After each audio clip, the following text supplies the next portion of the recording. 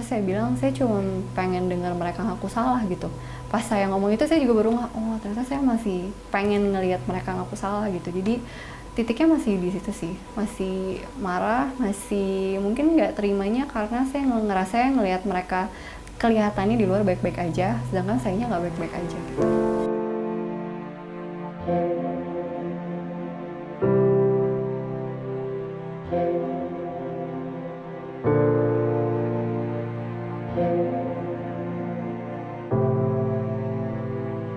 Terus tapi baru berasa itu di 2015 tuh depresi, bener-bener berasa yang kayak badannya nggak enak, sakit-sakitan mulu gitu, sistem imunnya lemah banget, terus suka nangis tapi saya nggak tahu nangisnya kenapa gitu, sampai akhirnya saya ngerasa waktu itu saya ngambil kelas namanya teori emosi, terus dosennya juga psikolog, jadi akhirnya saya minta Mbak boleh nggak coba saya tolong konsultasi gitu. Kan pertama saya ingetnya pas di meditasi kayak ada kepingan memori yang keluar gitu, flashback. Waktu itu saya nggak bisa nangis, saya lumayan shock. Tapi bahkan waktu itu sebenarnya salah satu bukti yang bisa bikin saya bilang bahwa iya benar ada yang saya proses, karena ada beberapa bagian kulit di tubuh saya itu yang warnanya berubah mbak gitu, jadi kehitaman. Setelah itu saya proses lama-lama itu hilang gitu, warnanya kembali normal.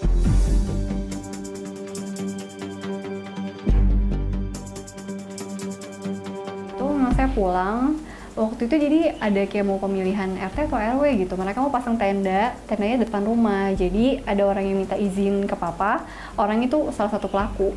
Waktu saya ngeliat itu dari dalam, kondisinya tuh saya di dalam mobil. Kita baru pulang dari luar, terus papa lagi mau tutup pintu, diajak ngomong. Pas saya ngeliat pelakunya, saya ngeliat kayak sedekat itu dia sama papa saya gitu. Sedekat itu dia sama saya juga gitu, masih di depan rumah.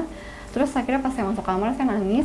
Saya benar ngerasa nggak aman, nggak nyamannya gitu. Mereka masih ada di situ, masih bisa berkomunikasi sama keluarga saya gitu. Terus masih mau melakukan sesuatu di depan rumah saya. Itu kayaknya sama keluarga pertama kalinya saya ngomong bahasa Indonesia gitu.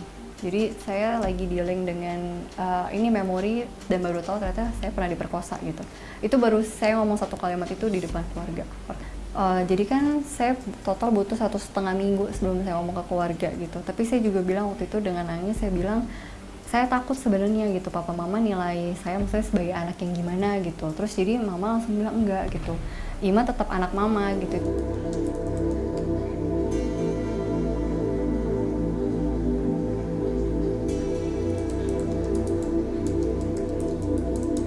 Waktu itu saya bisa bilang, tapi saya ngomongnya bahasa Inggris. Karena memang di tempat meditasi saya bahasa Inggris. Dari waktu itu jadi saya lebih nyaman ngomong tuh rape atau gang rape dibanding pemerkosaan. Butuh beberapa bulan sampai saya lebih terbiasa ngomong ini di bahasa Indonesia.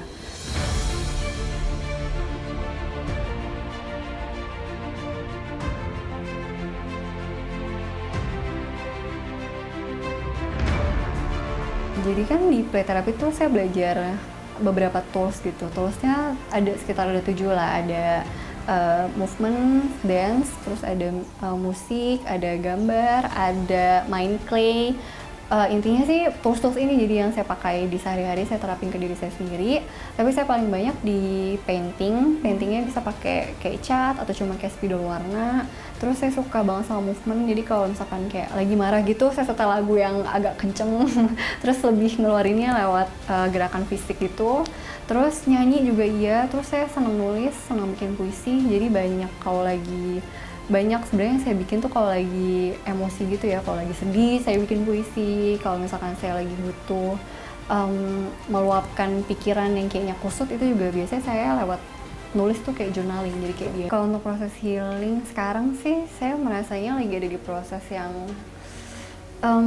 udah terhubung kembali dengan diri sendiri gitu. Jadi banyak perasaan yang kemarin tuh kayak benar-benar kayak ini maksudnya benar-benar menikmati waktu saya dengan diri sendiri gitu.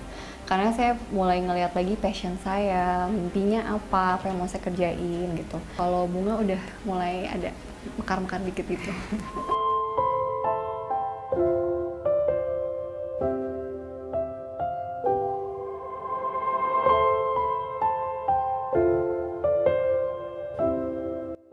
Perbuatan yang nggak baik ini dilakukannya sama pelakunya, bukan sama saya.